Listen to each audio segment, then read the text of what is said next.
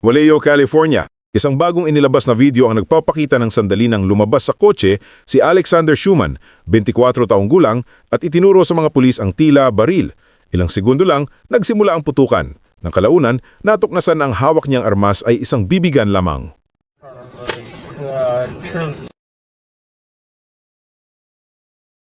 Nasa bulsa niya ang mga kamay niya.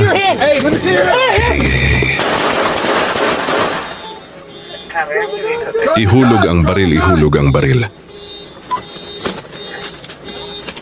Yan, nagpaputok kami. Ng putok.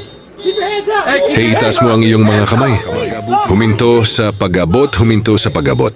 Abot ang mga kamay. Huminto sa pag-abot. Hey. Whatever that looks like guns by the back left tire. Start approaching medical. Yeah, I'm good.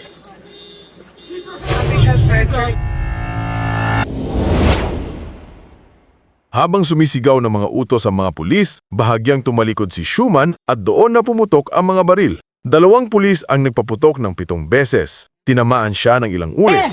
Tumigil ang lahat sa katahimikan habang bumagsak siya sa lupa at ang kinakatakutang baril ay lumabas na laruan lamang.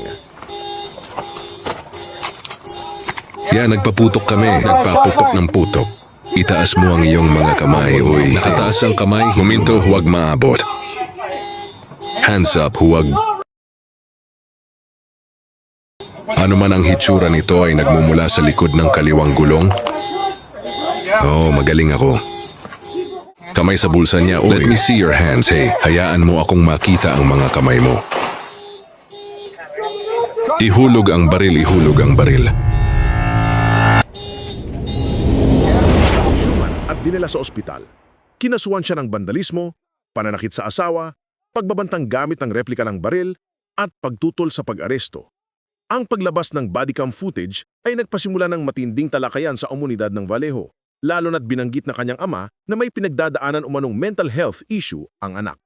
Isa itong paalala kung gaano kabilis magbago ang isang sitwasyon mula sa simpleng tawag tungo sa delikadong engkwentro.